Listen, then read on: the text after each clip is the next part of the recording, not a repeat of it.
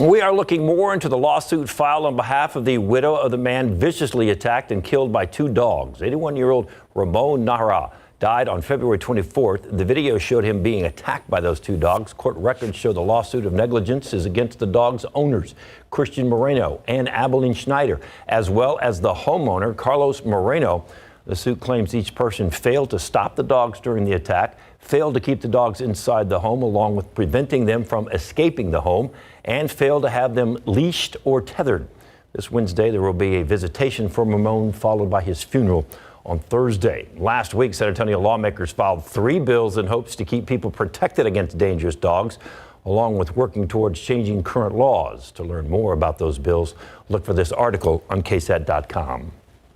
A man is grateful to be alive after being clipped by an oncoming train. That's according to San Antonio police. The incident happened around 10:30 last night on North Comal Street, not far from West Commerce, just west of downtown. Police say the man was hit while he was walking alongside the tracks. When the train came by, the conductor was able to see the man fall over and stop the train. That man was taken to University Hospital. Police say he's expected to make a full recovery. And a man who San Antonio police say was trying to steal from people's cars now has a new set of bracelets, handcuffs. It all started when police got a call for a suspicious person at an apartment complex on the west side. As our Katrina Weber tells us, that led to a chase, arrest, and some car owners with a bit of a headache. Bandages on both his arms hide the scars of this officer's attempts to catch a car burglary suspect. That man, who ultimately ended up with handcuffs on his wrists, had tried to get away from San Antonio police shortly after 7 this morning. They pursued that individual who was running away, and during the course of that foot pursuit, a couple of officers got scraped up. The foot chase had them covering a lot of ground in the area near Highway 151 and Ingram Road. They scaled fences and went through woods. Splinters, I think there's some barbed wire back there as well, but they'll be fine. While it ended in one parking lot, it began in another. The officers were answering a call about a suspicious person at this nearby apartment complex when they say they spotted the suspect breaking into cars. He also saw police and took off running. Once he was in custody, officers were back there trying to sort out how much harm was done. At this point, it seems like the suspect caused more problems for himself and for police. There's not even as much as a broken window on this car, although the owner says she is missing a few small items. She told us she may have accidentally left her car door unlocked. Police didn't have any details right away on what happened with the others or exactly how many cars were hit. But they say they are glad they were able to strike back by making an arrest. Katrina Weber, KSAT 12 News. Now to the border in West Texas. U.S. Border Patrol agents say they had to shut down traffic at an international bridge crossing in El Paso yesterday due to a large group of immigrants trying to cross from Mexico. You were looking at the scene yesterday. At one point, there was around 2,000 migrants, eventually getting down to 100, according to El Paso officials. Most of the migrants were males from Venezuela. And this is the scene today, all cleared out. El Paso officials say there were also temporary disruptions at the Bridge of the Americas and the Stanton Bridge because of the presence of migrants. Shot by her own sister, and she's only 4 years old. The shooter, age 3. It's all happening last night in Harris County near Houston. Deputies were called to the scene of an apartment complex where a single gunshot was heard. The 3-year-old was found with a loaded pistol. The victim pronounced dead at the scene. The sheriff says 5 adults were in the home at the time, but a misunderstanding led to the accidental shooting. At some point, it appears that one parent thought the other parent was maybe watching the other children, when in fact the 2 toddlers were left basically unsupervised inside the bedroom. As of now, no charges have been filed against the parents of the children. The identity of the girl has also not been released. Spring break is here, so are the crowds. Last month, we told you about how a record number of tourists are expected. And this week, we can show you it's here. Texans and others flock to the Alamo City. Garrett Berger talked with businesses who are happy to see all those tourists come back. You can't forget the Alamo when you're talking about San Antonio tourism.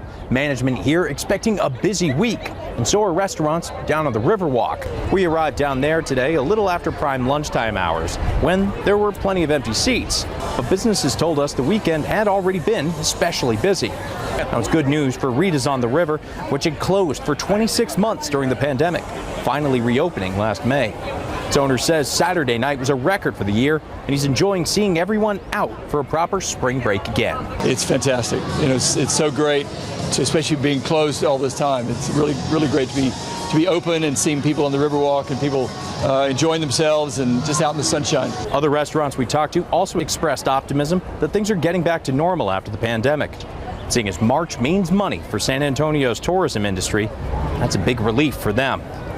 Here at the Alamo, management says that they had about 11,000 timed entry tickets claimed for the church alone, and that doesn't include the rest of the grounds or their new collection center.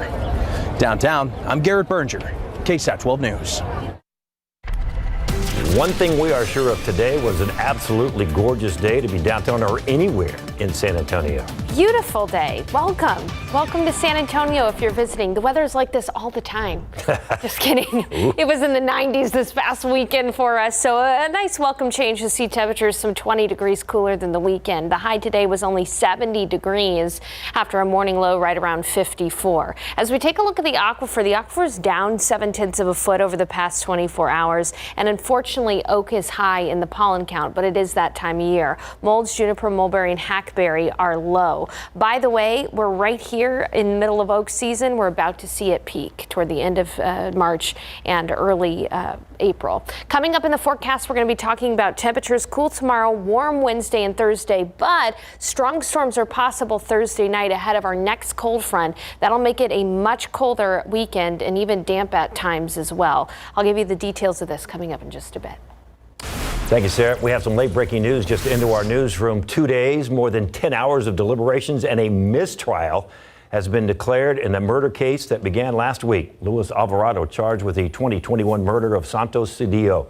Deliberations in the Luis Alvarado murder trial started Friday. Prosecutors say Alvarado got into an altercation with his neighbor Santos Cedillo at a Southwest Side apartment complex on September 2021. Testimony revealed Cedillo went up to Alvarado and wanted to fight him after Alvarado allegedly pointed a gun at him. Video showed that Alvarado and Cedillo argued in the parking lot, and then Alvarado shot him. The defense argued Alvarado's feared for his life and wanted to be left alone.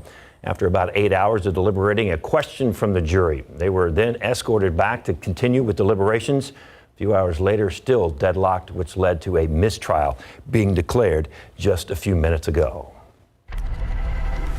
After paying a misdemeanor fine, the felony fraud charges against the former CEO of Bluebell Creameries have now been dropped.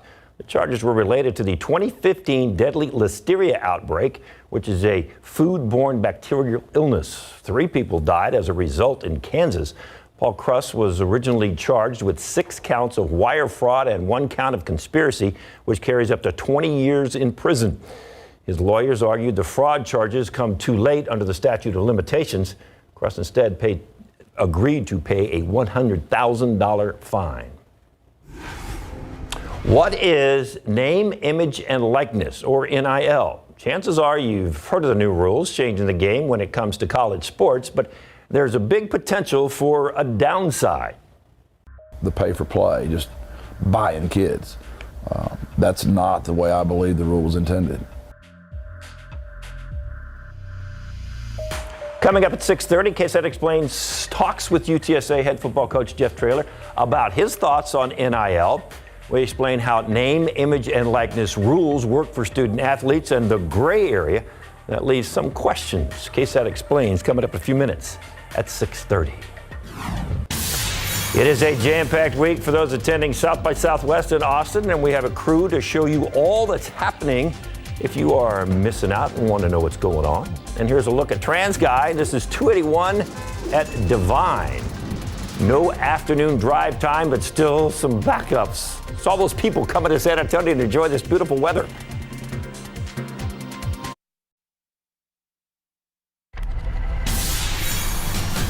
Here's a look at what we are working on for you on the Night Beat. Right now, a lot of kids are enjoying their spring break, but this time of year can also bring on some illnesses. Tonight, we'll hear from pediatric experts about what viruses are going around and what you can do to keep your kids from getting sick. And it was set up to bring care and support to a community after that horrendous shooting in Sutherland Springs. Now that center is expanding. How the group is spreading hope and healing. That's tonight on the Night Beats. Last year, nearly 25,000 people visited the Creative Tech Expo at South by Southwest. This year, conference organizers are bracing for an even bigger crowd. More than 24 countries and hundreds of companies are represented in downtown Austin. RJ Marquez is one of the thousands enjoying all the innovation, and he takes us to the international event. South by Southwest 2023 is underway right up 35 here in downtown Austin. This is my first time checking out South by Southwest, so I'm really excited to show you all the cool things that this event has to offer, including the Creative Tech Expo right behind me, where this event attracts companies from around the world. Let's take you inside to show you what it's all about.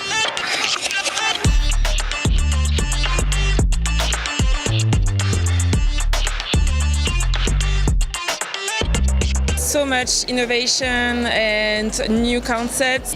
I feel like after the pandemic, everybody was kind of like shooken up and didn't know what was next. And this is kind of showing us, oh my gosh, there is good stuff coming still. There's all sorts of innovative tech on display, including this hologram live stream. Work with an event company, so I like all new tech, like big trends and inspirational speakers and keynotes. So yeah, I'm here to discover. And one of the coolest part about the tech experience here at South by Southwest are these immersive activations like the one behind me. Check this out. This is a 7.14 surround sound experience at the Dolby Lounge, which puts you right at the center of music. And for more information on all things South by Southwest and the conference, head over to KSAT.com. And don't forget to check out our live streams on our KSAT YouTube page. Reporting from Austin, RJ Marquez, KSAT 12 News. I like the hologram thing because we can be here but not really be here. Absolutely. He got a pretty cool assignment, didn't he? Yeah, it's fun up there.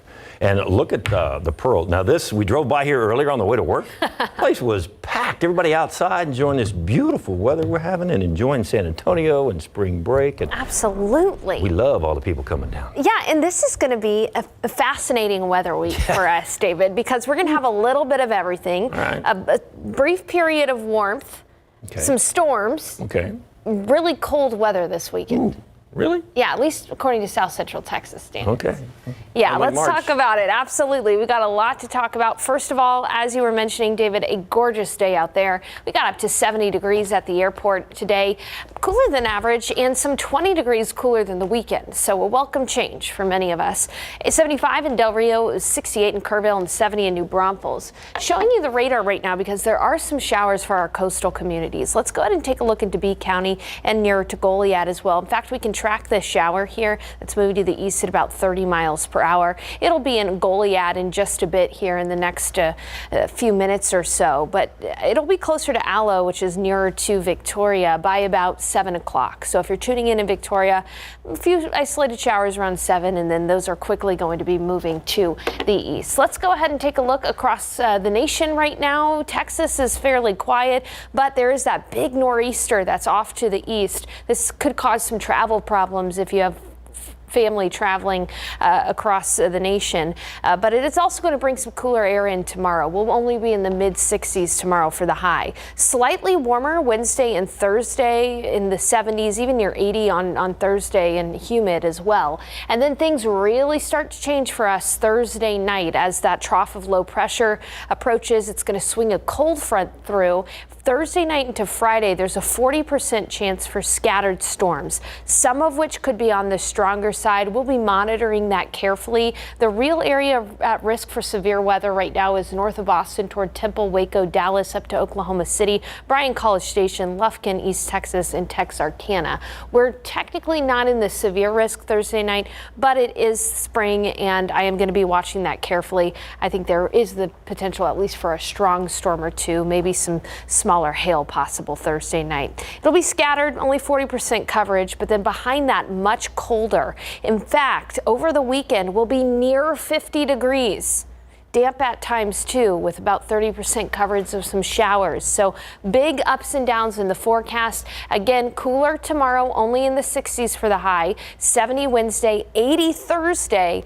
But before it can get warm enough for some time by the pool, that cold front moves through, and then we'll be in the 50s as we close out the week and into next week, struggling to get out of the 40s. So just to take you through the day tomorrow, waking up in the upper 40s, you're going to want that light jacket with you. Sunrise at 7:45. Your KSAT 12-hour forecast shows generally in the morning temperatures are going to be in the 50s, so a little on the cool side. We'll also see increasing cloud cover in 64 for the high temperature, so mostly cloudy with only a 10% chance for a stray sprinkle or shower during the afternoon.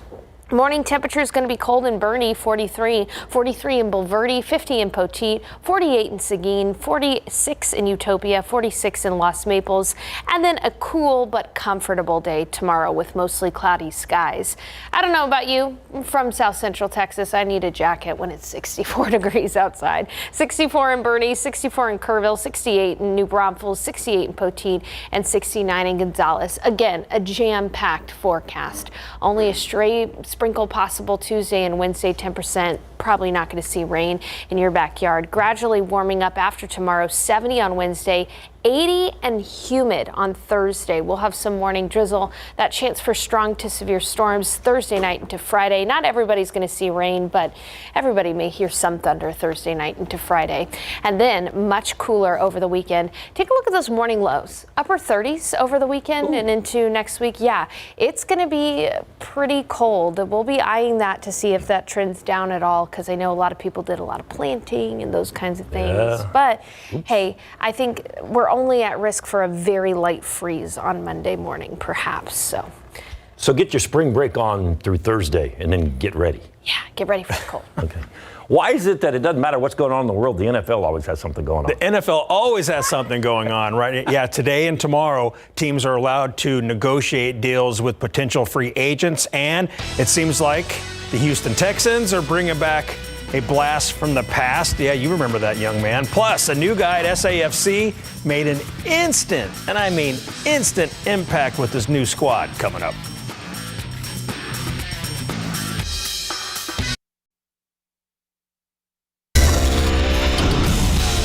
NFL teams are allowed to negotiate with potential free agents. It's being reported that the Houston Texans are going to sign quarterback Case Keenum to a 2-year deal worth $6.25 million with $4 million guaranteed. Keenum started his NFL career with the Texans as an undrafted free agent in 2012. 35-year-old will likely serve as a backup, as the Texans are expected to select a quarterback with the overall number 2 pick in the upcoming draft in April. And free agent guard Connor McGovern is leaving the Dallas Cowboys for the Buffalo Bills, a reported 3-year, $23 million deal. The 25-year-old was drafted by the Cowboys in 2019 in the 3rd round. Led by head coach of the Islanders watch party, he was asked what's the secret to the Islanders' success. Yeah, I don't know that we have a secret. There's 356 Division I teams roughly, and we're going to be one of the 68 teams that are going to play in the NCAA tournament. And this is what you play for. You play for winning the league, which we did, but you also play for going to the NCAA tournament. This is the crowning achievement, of college basketball, and so it puts you in a special group of people, a special group of teams, and these guys deserve it. Number 16, Texas A&M Corpus Christi will open up with number 16, Southeast Missouri State tomorrow at 5:40 p.m. in Dayton, Ohio in a first 4 matchup. Also the first game in this year's tournament. And Wagner alum and Islanders senior guard Jalen Jackson is 5th on the team, averaging 7 points per game.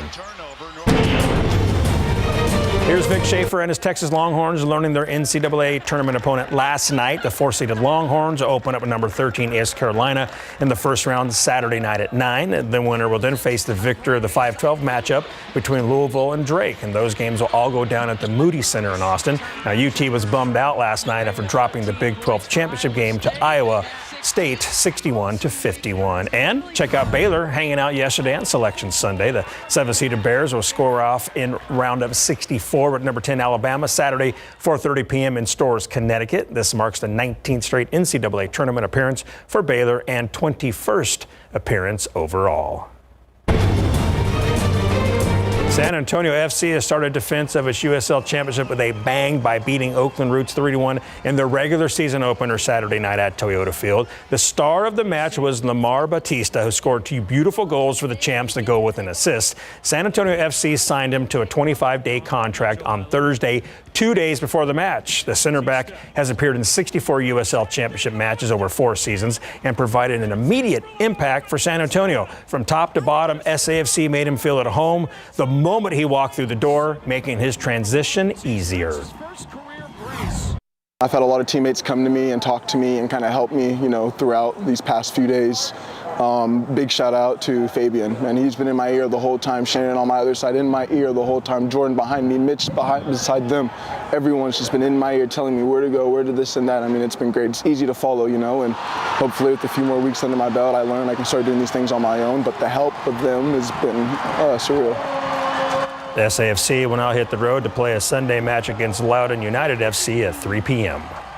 I like the celebration. Yeah, that was good. And I guess that means the definition of he ain't messing around. He ain't messing around. Show up and do it, baby. Thanks, Larry. Hey, for nearly 2 years, student athletes have been getting paid for their name, image, and likeness, but has it been all good? We will explain some gray areas that might have been missed when the rule change came along. Coming up next.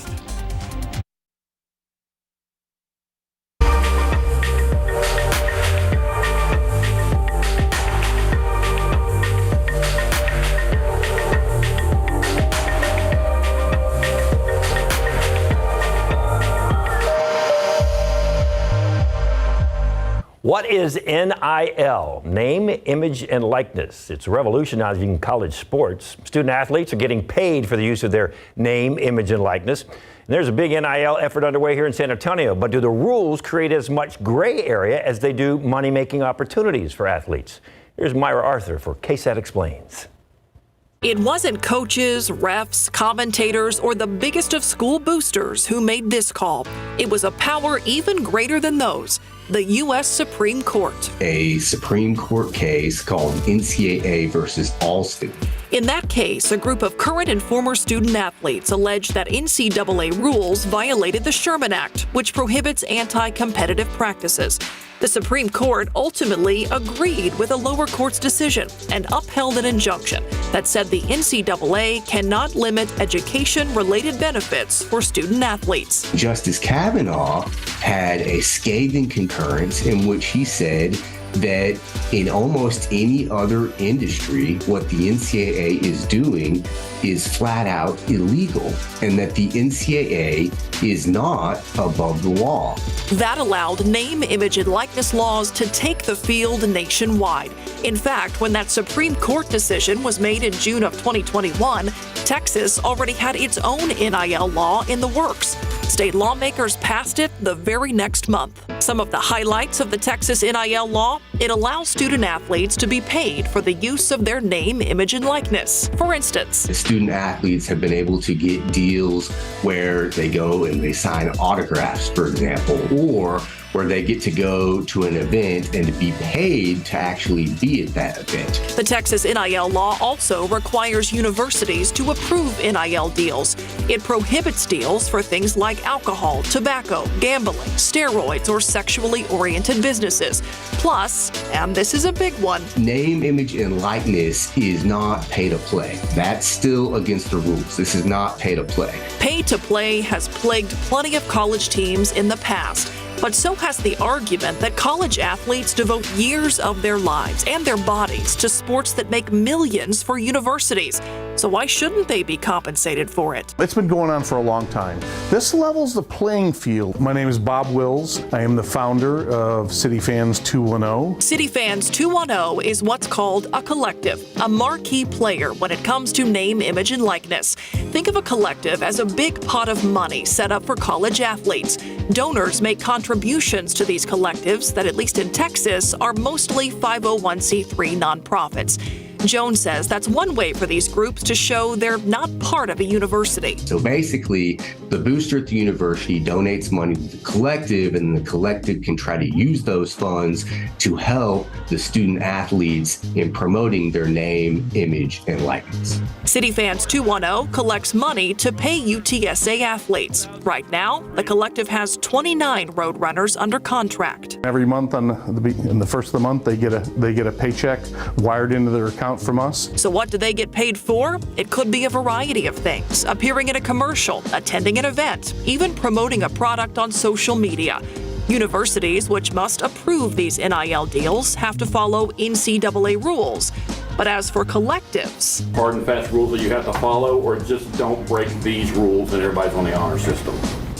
Well, yeah, there are rules that are in place now. You know, you have some that are state law, state rules, and there's also NCAA. It tells UTSA and every other university what they can and can't do. We're not under jurisdiction by, it's a little bit of the Wild West, that there's no state laws that have been put into play that says what we can and what we can't do, as long as we're doing things ethically. This is all new to all of us, and we're all trying to figure it out, and also not get in trouble while we're figuring it out. We don't want to break a rule that we don't even know we're breaking, because each state's different. That is UTSA head football coach Jeff Traylor. He is living in this new world that NIL has created for college sports. Max Massey sat down with the coach to find out how Traylor is seeing things change. The original intent is good. Coach Traylor knows well what NIL means for his student athletes: income. This way they can focus on their studies, their families. They're the only source for many of their families. And the reason they came to UTSA. 20 hours a week they're with me. They're student athletes, which means they're in class. They've got study hall. They got to sleep at some point, and it's impossible to have a job and do that as well. Traylor also acknowledges how some people could manipulate the rules and manipulate the gray area. You can't promise a kid something. That's against the rules. That's not what the rule was made for. Again, that's pay for play. And that's what I'm afraid of, is that it's gonna, just the rich are gonna get the best ones. Whatever his players are paid, Traylor says he wants them to earn it. Give back, go to an elementary school and read, help the homeless, food banks, rake leaves. The impact of NIL might not just be left up to college coaches like Traylor. It could actually trickle down to the high school level. There is a new bill that's out there that would allow name, image, and likeness to certain high school athletes over the age of 18 under a very limited circumstances.